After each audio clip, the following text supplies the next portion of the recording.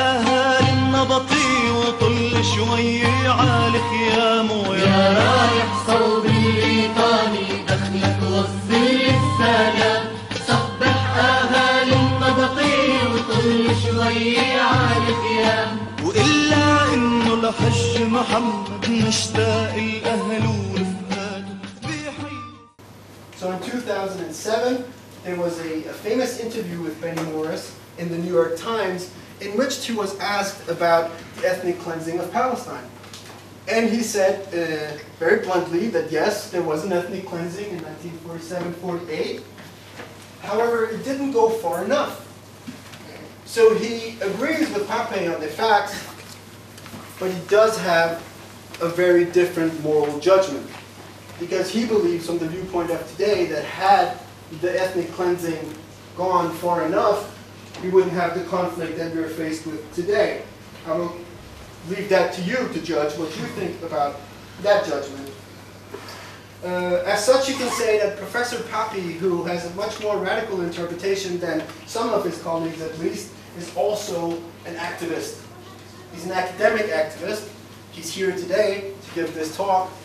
He writes very extensively, not just in academic journals, but also in newspapers. He is very much a part of the debate.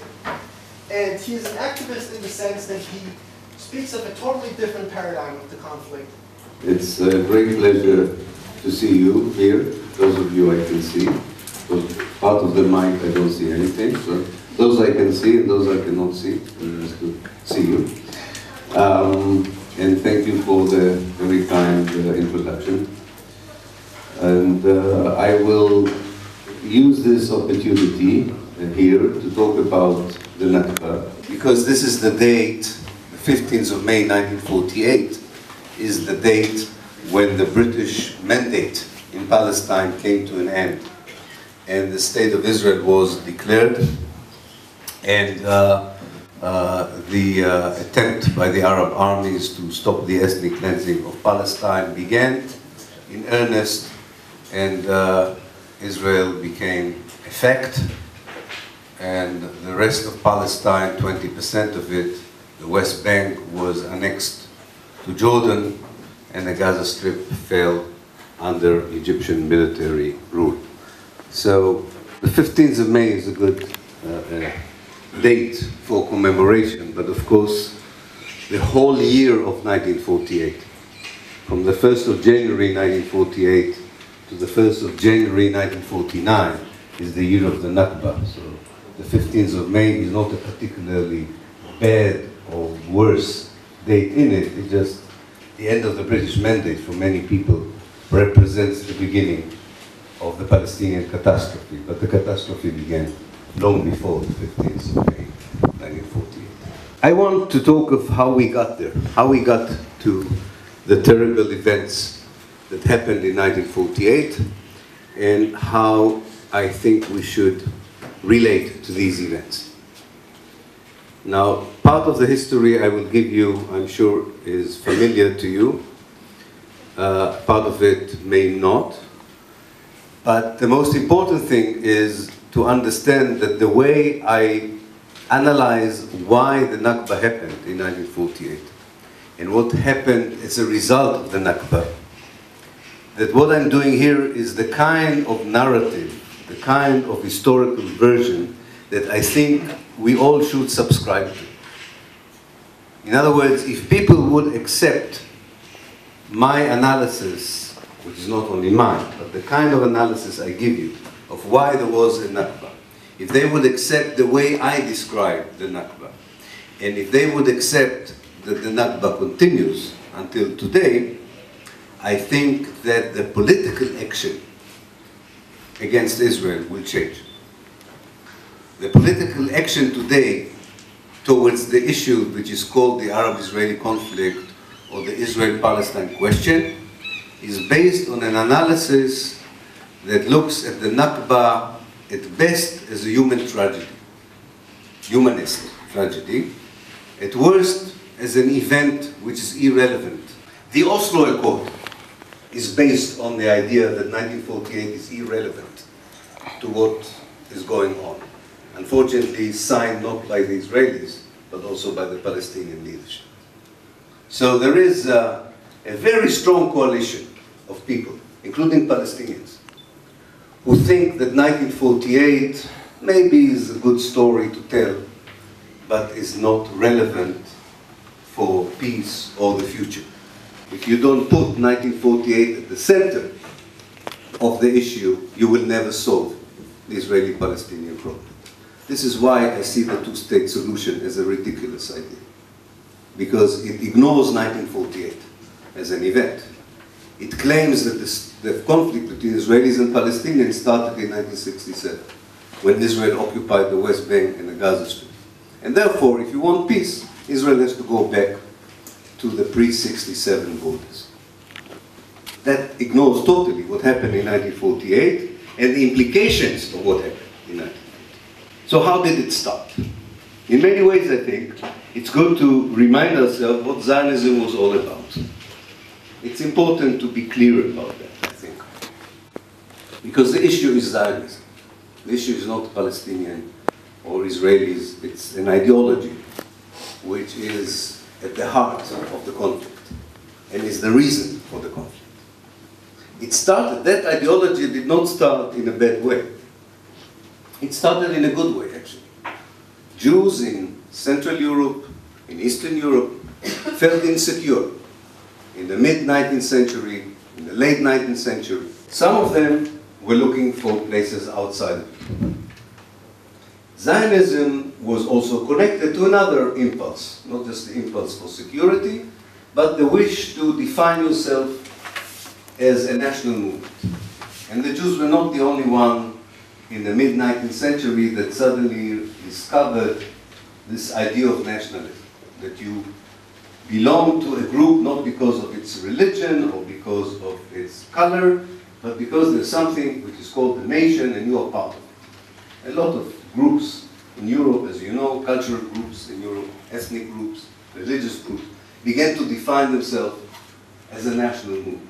So Jews said, why we also want to play with this idea. Good idea, bad idea, I don't care, that doesn't matter.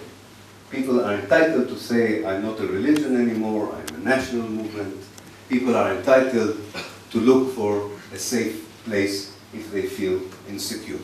Colonialist movements say, if this is my new home, I have to get rid of the people who live there. Otherwise, it cannot be my new home. Even worse, in most cases, as you know, the local people were genocided so that a new identity could be invented. I don't know if it's great luck or not, but the Palestinians were not genocided by the Zionist movement.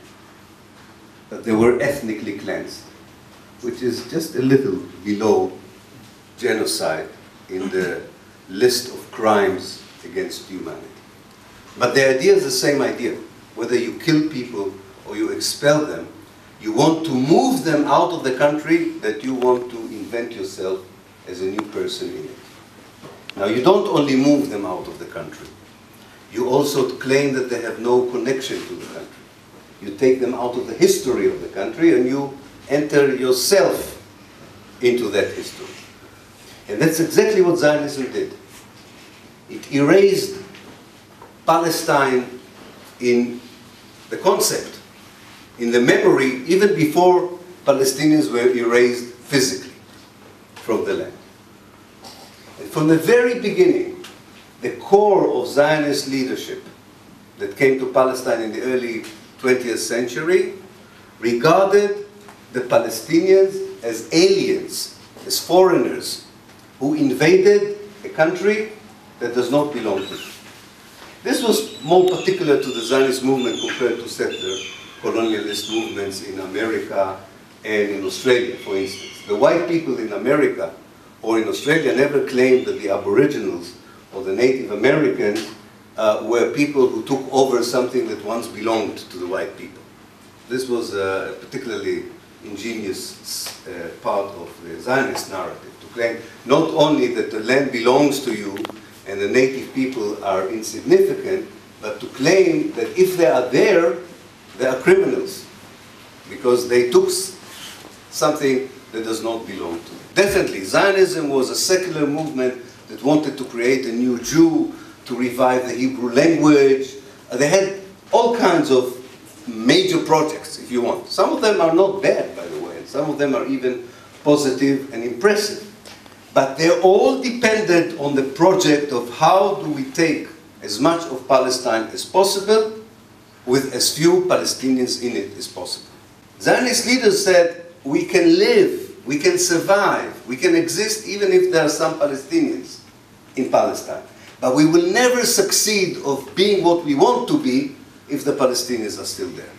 So there's a difference between survival and thriving, prospering, really making life better. And anybody who was born in Israel and went through the conventional Israeli educational system gets this into his DNA, or her DNA, that of course you are an enlightened person, so even if there are Palestinians, you are not going to kick them out necessarily as a person, you're not going to kill them.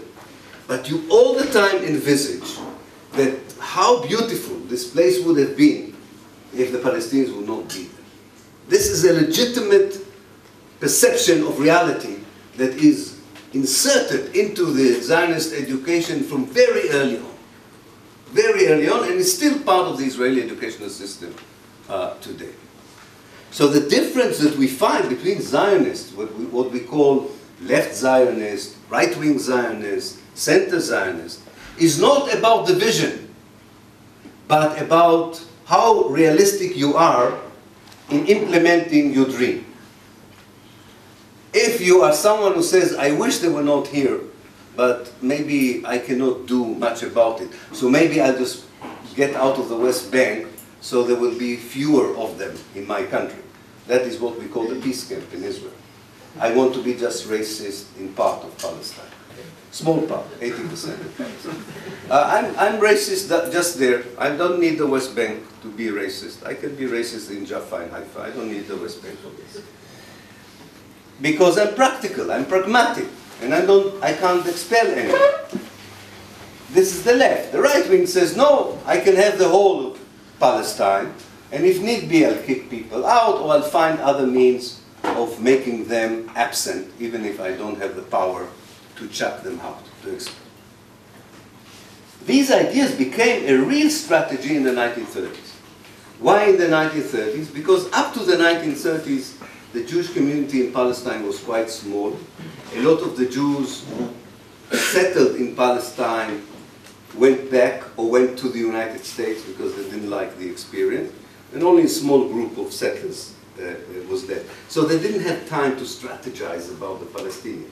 And they had other ideas. But because of the rise of Nazism, anti-Semitism, fascism in Europe in the 1930s, suddenly the number of Jews who had to choose in many ways Palestine because America was not open and other places they were not quickly to accept Jews, came to Palestine. And suddenly the Jewish community in Palestine in the 1930s became more significant in terms of numbers.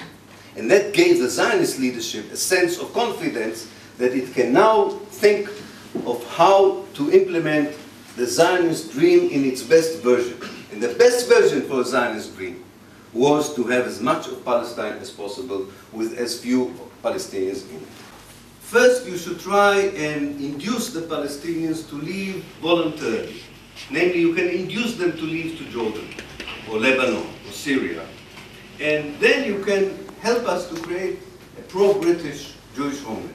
But if you want a pro-British Jewish homeland, you need to help us to get the Arabs out. But maybe you don't have to do it by force. Now, if it doesn't work by force, you have the power also to take them out forcefully. The British did not accept this as a good idea for a solution. So Ben-Gurion had to wait until they left. And they left. And it's quite amazing, as I try to show in my book, that 1 hour after the British have announced their decision to leave, on the 1st of February 1947, 1 hour after the announcement, Ben-Gurion immediately convened a group of experts and said, we have to think of the fate of the Palestinians. And the American State Department says, that if an ethnic group plans to get rid of another ethnic group in a mixed ethnic country, it is an ethnic cleansing. And they say very clearly, it doesn't matter if everybody is expelled. It doesn't matter if the ethnic cleansing is done by not allowing people to return, not necessarily by expelling people. And they describe how ethnic cleansing includes changing the history of the country, the name of the country, the identity of the country. And you look at the Zionist plans from February 1947 onwards. Of course, there's a lot of it before that, but the more systematic planning, and it fits exactly to the definition of ethnic cleansing. So the Nakba, as the Palestinians call it, and I think it's a bit soft as a term to describe what happened, is a massive act of ethnic cleansing that was an inevitable result of Zionism. And what is very important, and was very important for me as an historian to stress, that contrary to even what sort of very professional historians were saying, Palestinians became refugees not because of the war of 1948. The war of 1948 was the means to ethnically cleanse Palestine. Even today, in many places, you still hear this narrative which says, okay, it's not right that the Israelis do not allow Palestinians to return after they left. And of course it's terrible that people were expelled. But after all, the Arab world started a war against Israel. And this is the result. So if you want to blame someone, blame the Arab world, because it went to war against Israel on the 15th of May 1948. But this is not what happened. Long before one Arab soldier entered Palestine, already half of those who became refugees were refugees. The Zionist movement started in February 1948 to systematically expel Palestinians under the nose of the British, who were still responsible for law and order in the country until May 1948. Under the eyes of the international press, there was no television, but there was radio, there were journalists. Under the eyes of the Red Cross, they were watching as Israelis, not Israelis yet, those who will become Israelis, called Zionists now, began to expel Palestinians, one village after the other. All the cities of Palestine were ethnically cleansed in April 1948. And you know how hard it is to convince people. Where do the 70,000 people who were expelled from Haifa on the 21st of April go to? Where do the people of Beisan go to? Where do the people of Jaffa go to? They go to the Arab countries. Where else can they go to? And they come 10,000, 100,000, 200,000. And the people in the neighboring Arab countries say, like I hope people today say when they look what's happening in Syria. How can we sit down and do nothing? And then the news about the massacre of Deir Yassin comes on the 9th of April 1948, and it was not the only massacre, and it was not the worst massacre, if one can talk about the worst massacre. Palestinians. And it's not enough because they are very poorly armed, and the British do not allow them to enter Palestine. Very few of them succeed in entering Palestine altogether. And only reluctantly, under great pressure of public opinion, the Arab League decides to go to war, as it calls it, to save Palestine. That's when all of urban Palestine is gone. And who is going to lead the Arab military salvage operation to save the Palestinians? King Abdullah of Jordan, who has a secret agreement with the Zionist movement that he would not touch the Jewish state, but he would allow it to survive in return for getting part of Palestine to his kingdom, a part we later called the West Bank. This is the history of what happened. But it was twisted as if the refugees became refugees because there was a war with the Arab armies. No, the Arab armies, which were not the Arab armies, they were units of the Arab armies, were trying, I'm sure they believed that they're going to save some of the Palestinians. And they failed, they didn't succeed in saving the Palestinians. This is a different paradigm. There is an ethnic cleansing that begins by the Zionist movement in February 1948. But what happened was something that did not happen in the case of the Holocaust. First of all, the world decided not to acknowledge that there was an ethnic cleansing in Palestine. Nobody would believe a Palestinian historian who would talk about the Nakba in 1950. They would say, you are making it up.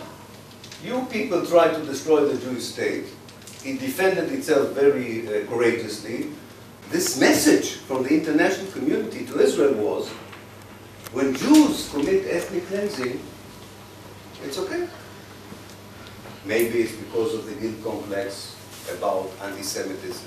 Maybe it's the guilt complex about the Holocaust. It doesn't matter why. The fact is important, not the why. The fact is that you were licensed in 1948 to depopulate Palestine without any price. On the contrary, you were almost rewarded for it.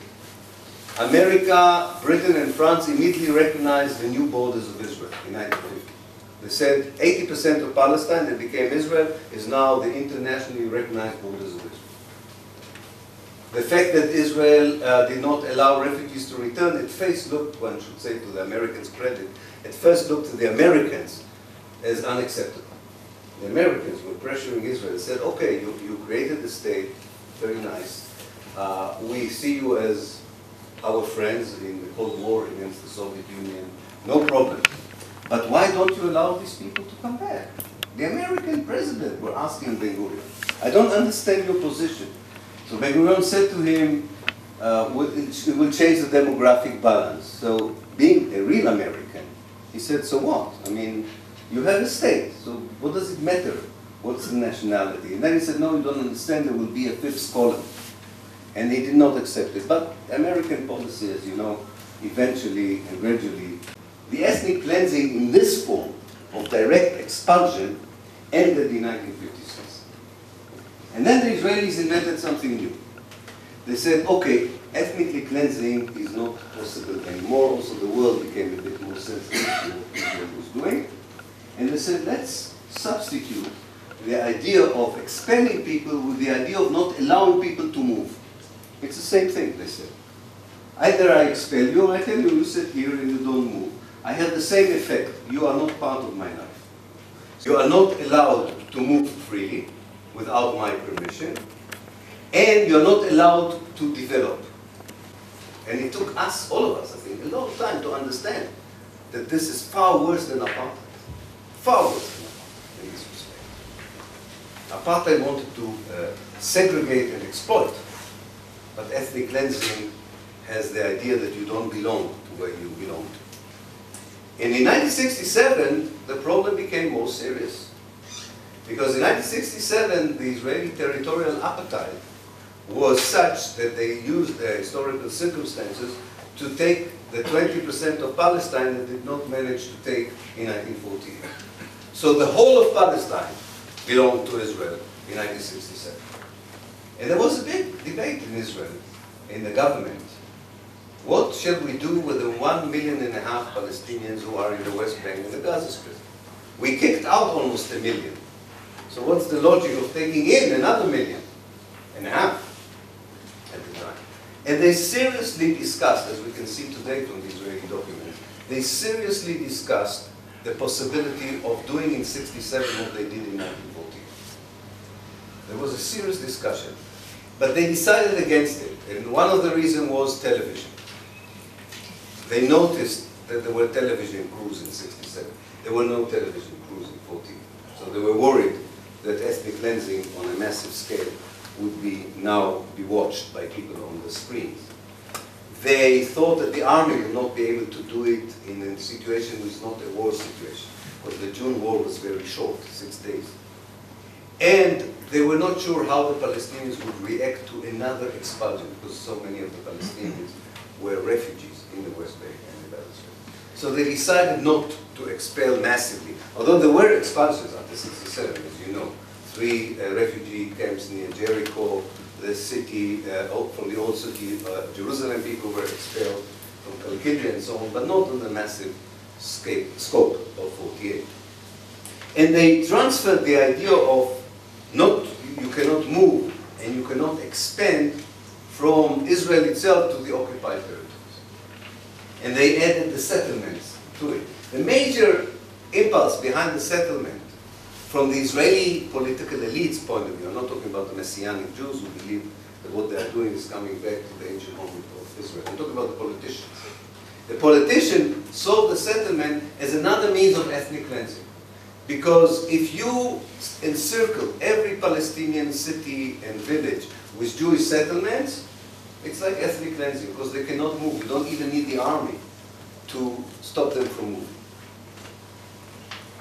Nothing is incidental in Israel when it comes to policies towards the Palestinians.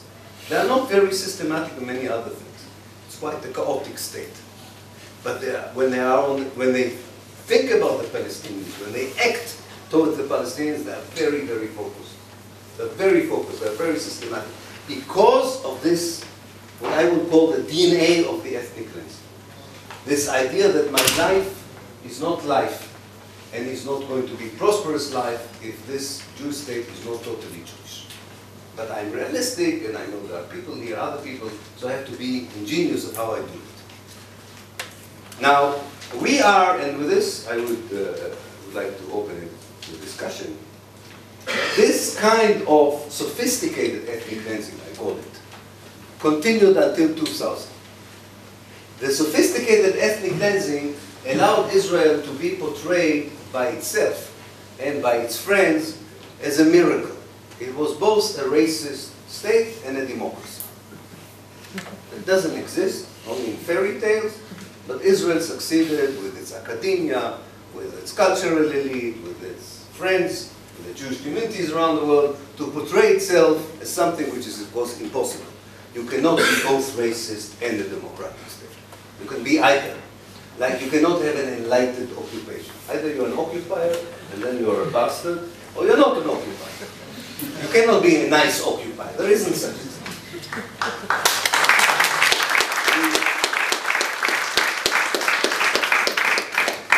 But this worked. It worked for a while because of the liberal Zionists. They had great speakers like their authors, Amos Oz, A, B, C, D, E, F, G, H, J, Yoshua. Shimon Peres, they got Nobel Peace Prizes, the socialist democratic parties in Europe hugged them as the Enlightenment in itself, and so on. I don't have to tell you, you're all familiar. We are in a different age, I don't know if you noticed, we're in a totally different game now, which is both very good and very bad, which can happen. We are in a phase which I call the neo-Zionist Israel. From 2000, we have a very different Israel. We have an Israel that gave up the game of being both racist and democracy. They don't believe in it anymore. I don't think they wanted to reach that moment in history where they had to make a decision, but they reached it. They reached a juncture where they have to ask themselves, do I want to be a democratic state, or do I want to be a racist state? And the vast majority of Jews in Israel decided we prefer to be a racist state than a democratic state. If we have to make the choice, we'd rather not make the choice. But if you force us to make the choice, we prefer to be racist than democratic. And this is reflected in the parties that they vote to the parliament. This is reflected in the new laws that they are passing in the Knesset. This is reflected in the new public discourse in Israel. I'm sure the only paper most people read is Haaretz, which its English version has nothing to do with the Hebrew version, and the Hebrew version is only read by 7% of the Israelis, and the people you are impressed in Haaretz by, like Gidon Levin and Amir Haas, is read by 0.0.5 Israelis, which is meaningless, and when I'm out of the country, nobody reads them. Israelis read a paper called Israel Hayom, Israel Today, which is distributed freely. You give something to the Israelis freely, they go for it. You don't have to pay for it, it's great. You should read this paper if you knew it. This is latent,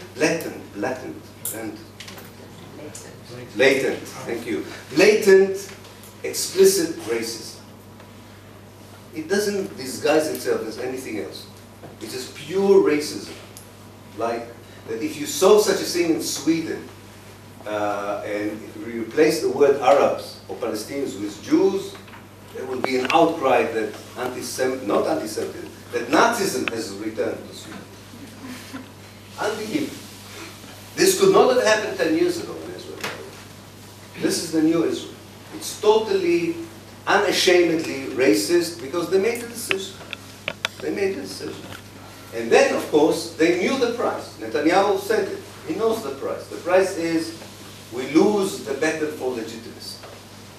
He's right. He says delegitimization is the main problem with Israel, not the Iranian nuclear threat, delegitimization. We lost the battle on delegitimization.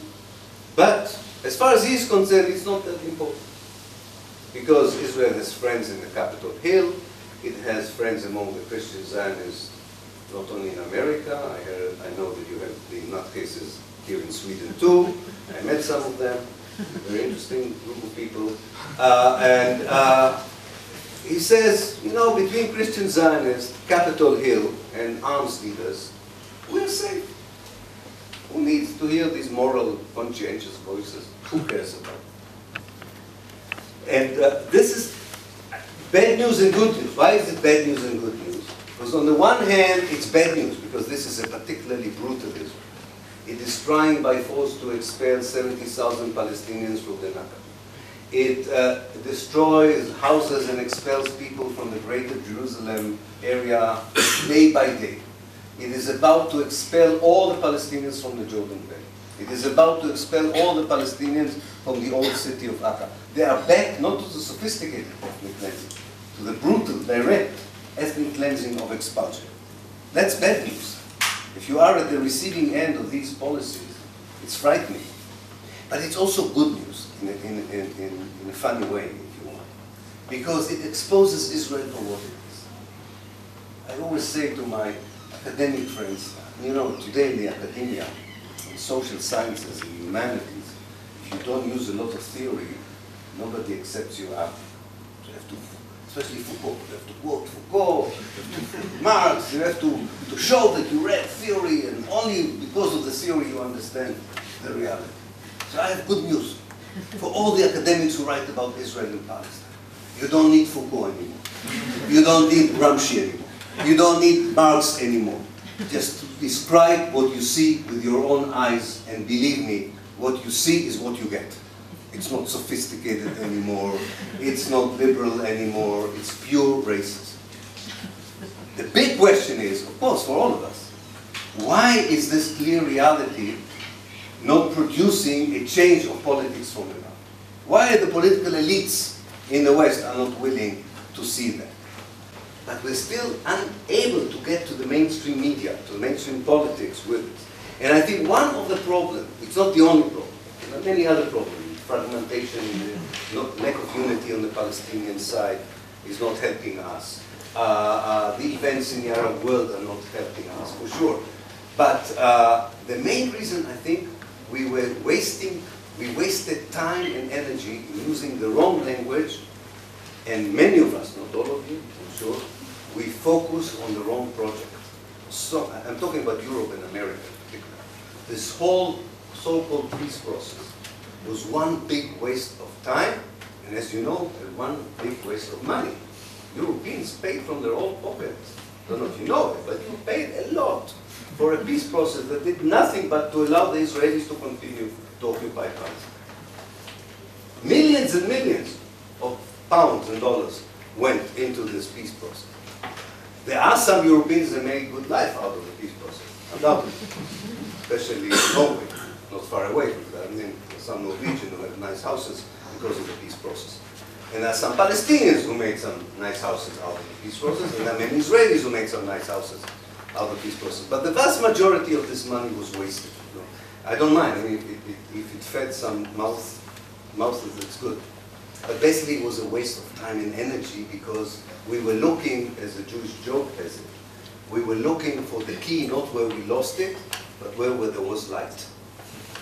We were looking at the light, but not at the key.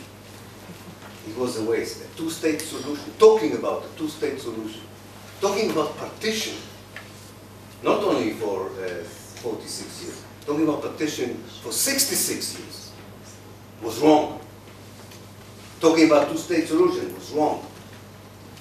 Talking about Palestine as if it's only the West Bank and the Gaza Strip, and the Palestinians only the people who live in the West Bank and the Gaza Strip was wrong. Ignoring the refugees as the major issue was wrong. But when I say we, I don't mean you. I mean we in a more general reference to the international community. Okay? We were talking about this issue. We were ignoring the issues. And with this I will end. What the Nakba Day should be, to my mind, is a reminder that ethnic cleansing is A, a crime against humanity. B, that Israel has committed this crime against humanity in 1948 and continues to commit this crime to this very day. That's point number 3. Point number 4 is very important. Ethnic cleansing does not end by itself. Either ethnic cleansing ends when it is completed by those who want to do it, or you are able to stop it by force. It does not end because suddenly those who do the ethnic cleansing say, you know, I had enough, it's not such a nice thing with them. That won't happen. That will not happen. And 5, it's important, and this is my last point, to understand how deeply embedded in the Israeli DNA, the Israeli psyche, mentality, call it what you want, ethnic cleansing is. Every Israeli is, almost every Israeli Jew is engaged in ethnic cleansing of one kind or the other, without sometimes, of course, realizing it. And if we will put the ethnic cleansing of Palestine as the major problem why there is no peace and no reconciliation, we can then start and talk about peace. I'm not saying there's an easy way forward, don't misunderstand me. I think it would be very difficult to find a solution that would include this third generation of Jewish settlers that the Palestinians would have to accept as part of the country. They cannot use Ahmadinejad's idea that they will go back to Poland and so on. Forget about it. It will not happen. So it would be difficult for the Palestinians to some of them. I think for some it's already easier. But for some it would be difficult to accept that this is part of the reality. It would be difficult for the Israelis to accept that they're going to lose the privileges of controlling the land, controlling the resources, of living safe only when they are a majority. It would be difficult for all of us to see how we can absorb back every refugee who wants to come back. Not just because Israelis are sitting in the house that refugees have left, because also Palestinians are sitting in the houses that refugees have left. It won't be easy. And then we have the whole issue, what kind of a state do we want? A secular one, not a secular one, a democratic one. But I'm not discouraged by these problems. I think they are not unique to Palestine. They are everywhere in the world. We have to find the right political system that fits as many people as possible. I'm just saying that the question in Palestine is not yet what is the solution, but who is entitled to talk about the solution. I think Jewish communities around the world have no say, have no right to be involved in the peace process. It's ridiculous that in America, a Jew who is born tomorrow in Brooklyn has more rights to discuss the future of Palestine than a Palestinian that was kicked out from Palestine and in Hebron. This is impossible. We have to change the framework before we understand how best we create a new solution. We have to reframe the idea who has the right to talk about the solution. People who are there and people who were expelled from it. And that's it. These are the people who decide the future of Palestine. And when this is being accepted,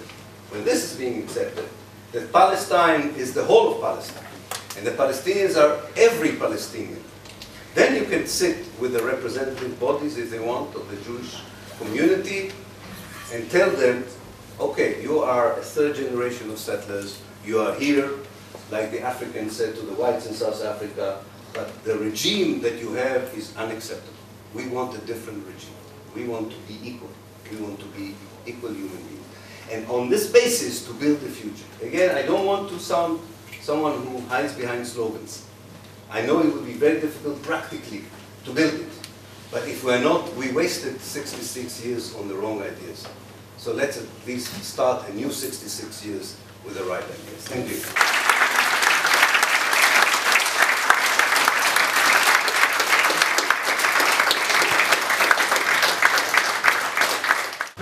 So if anybody has a critical question to what you've heard, I'd like to begin with you first. No? There. You said it was a waste of time, the peace process is a waste of time. Yeah. In my opinion, it's not a waste of time, at least not for the Israelis. I agree. I think it's a waste of time because it only benefited the Israelis. I agree. But I think if you want to have reconciliation, you cannot benefit just the Israelis. You have to benefit everyone. And in this respect, it was not a peace process, it was a diplomatic umbrella that allowed Israel to do what it wants in Palestine. So we can turn to, okay, you, critical perhaps. Thank you for a very interesting, inspiring lecture. And I have to say that even though I'm Arab, I'm Egyptian, but sometimes we discover that we are so ignorant about the history of the conflict when it comes to listening to experts and historians like you. And I don't want to take a lot of time, but I just want to ask very quickly. First, what do you think your position in Israel now is, and do you think that there's any future prospect for transferring this kind of elite, like what you said in the introduction, that this kind of new historian debate, is there any future prospect in Israel to transfer it to political agenda, like to have finally a political Israeli party who does not subscribe to the Zionist version of history? Also, what do you think about the Arab side? Like, why, from my point of view, is we also get it wrong in a lot of times. Like, what do you think is maybe the most courageous decision we need to take? What do you think, for example, like something that a lot of Arabs don't accept when people like you maybe criticize the armed resistance? Do you think that armed resistance could be a solution? There is a younger generation of activists, definitely, in the civil society. They are a drop in the sea. They are not big in numbers, but I think they're far more than they were before. So I think there is a hope for a different kind of Israeli Jewish perspective, if you want, of the reality. But I think they cannot grow and they cannot become important without the pressure from the outside. If the pressure from the outside on Israel to change would stop, these people have no chance. When the pressure increases, they are empowered and they can be more effective in what they are doing. As for the Arab world, I think that if you talk about the bravest kind of decision and so on, I think it's not so much to do with courage, it's as much to understand the reversal of roles that has to take place in Israel and Palestine. All these years, since 1948, the Israelis were making all kinds of throwing out all kinds of ideas, and the world said, okay, let's see how the Palestinians react. Since '67 in particular, this is the case. I think it's time for the Palestinians to come with a clear plan in which they also tell us how do they see the Jews in the future Palestine. I don't think it's courageous or not. I think it's important.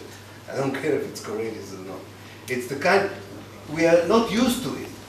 We are used to the discourse of the Palestinian national movement in the 50s and the 60s, the armed struggle. And I respect the armed struggle when it took place. I don't think it's very relevant to 2014 with the military power that Israel is today, and with everything else. I don't think it's about armed struggle anymore. I think it's about the struggle of human rights and civil rights.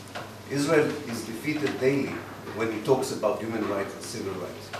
They have nothing to say in their defense when you talk about human rights and civil rights. So the question is, we know that the Israelis and the Israeli idea is a violation of human rights and civil rights. what is the alternative to this? Not how you fight it, but what is the alternative vision to a state that systematically violates human rights and civil rights?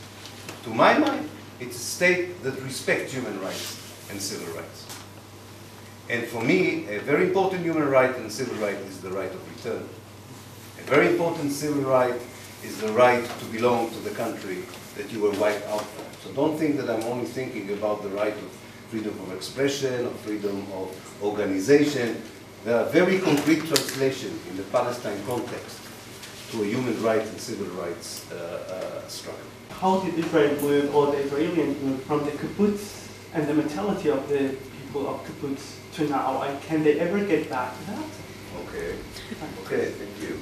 When the basic idea is settler colonialism, and the basic idea, and I stress the word settler colonialism, when the basic idea is to take someone else's country and to turn it into your own country, every other value system becomes only a tactic, not a vision. So socialism was not a genuine wish. It was used in order to advance settler colonialism. It was cheap to have a collective kibbutz. It was cheap. It was exciting. You could dissuade. You could have deceived communist Jews that they can do communism better within Zionism than to do it in the Soviet Union, and it worked for a while. But then it became useless. They didn't need socialism. Neoliberalism became a much better economic system for achieving the goals of Israel. And the kibbutzim have turned into little suburbia. You know, most of them are now look like a capitalist industrial zone rather than a socialist. But there's something else that happened to the kibbutzim which is interesting.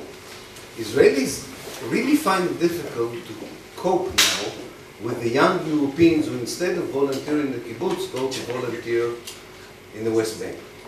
This drives them mad, because they used to see all these young Europeans as those who were the ambassadors of what is good in Israel, and now they try to stop them from getting into Israel. If you want, the epitome of what happened to kibbutz is an attempt by Palestinian citizens of Israel in the 1950s. They were very excited by the socialist movement. And they wanted to join the kibbutzim. They liked the idea of, you know, collective, either because they came from the Communist Party or they were close to socialist ideology. So they went to one of the major kibbutzim movements and said, can we join the kibbutz? Now, for the Israeli kibbutznik, a kibbutz is only for Jews. I mean, Palestinians can work as an unskilled worker, but not be a full member of the kibbutz. So they said, why don't you create an Arab kibbutz? That's the failure. That's the failure when you have an international ideology and you nationalize it, or you colonize it. Among the Israeli peace activists, and I'm not talking about those liberal Zionist peace activists that you talked about earlier, but I'm talking about more of the caliber of you and persons like Miko Pellet and some others. How do they regard the issue of biker divestment sanctions? Because let's not forget, BDS is pretty radical. It even goes beyond what the Palestinian leadership has asked for. And by the way, to this day, Mohammed Abbas has not endorsed BDS. Not a single Arab country has endorsed BDS. It's so radical. If you support the BDS, it's not just after a big analysis, is it good or not? It gives you an identity. It gives you an identity.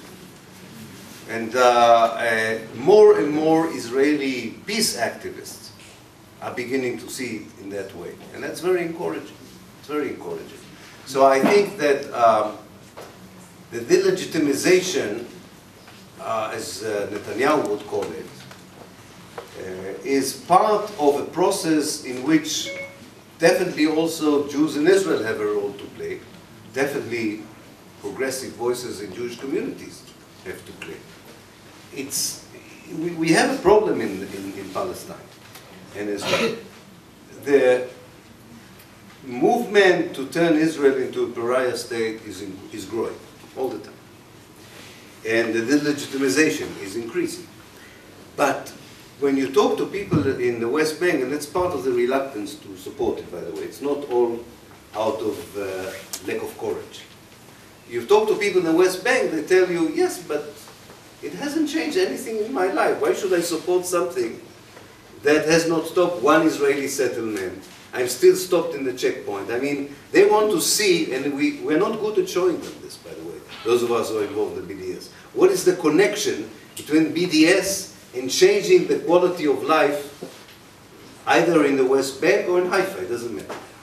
Now, I think this is our problem because the pace of changing public mind is slow and the change of destruction is quick. As a historian, I'm sure this is going to have an impact on the reality on the ground. I do think it will eventually bring an end to the oppression, not by itself. You need unity on the Palestinian side. You can't do it without unity. You need different developments in the Arab world for it to happen. It doesn't all depend on Israelis and Palestinians to be able. I told these people, the people I talked that, you know, when we started the idea of supporting the BDS from within in 2002, I remember we prepared a list to publish in Haaretz the number of Israelis, academics who support academic boycott. And I could only get 3 other signatories apart from me. So I added an academic who was already dead, so we had 5. And then I added someone who was not an academic, but to my mind should have been an academic. So we had 6, and I thought 6 is a respectable number. Today we have a committee that supports the boycott from within, with 120 Israeli academics supporting. So it's a slow process that is very difficult to show the people who are under oppression that eventually it will have an impact. But we have to understand it. We have to find a better way to explain, not just to people in Europe, why BDS is important. I think there we're doing a great job, even in America. Even among Jews in America, it's catching. But to explain to people in the West Bank, in Haifa, in the Nakba, that there is a connection between this and their struggle. The ANC was very good at it. But you know why? Because there was one ANC. What is our address today in Sweden? If you want to call the Palestinian leadership to ask them, what would you like the strategy in Sweden to be? Who are you calling? Abu Mazen? Ismail Haniyeh? Who are you going to call? Muhammad Barakeh in the Israeli Knesset? We have a problem. We don't have an unwan. We don't have an address. That's, I think, the main problem for having an effective strategy. You need to know from the people you want to help what is their strategy. There isn't a Palestinian decision on 1 state or 2 states. There isn't a Palestinian decision on who is the authentic leadership. That's a problem. And only the Palestinians can solve this problem.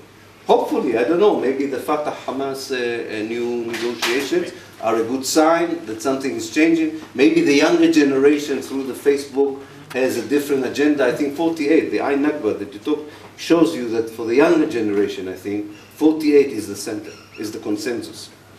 And I think it's good. I think it's very good to turn 48 into the new departure point for a new Palestinian representative, because the old bodies, I think, are not delivering the unity we want. لحج محمد نشتاق الأهل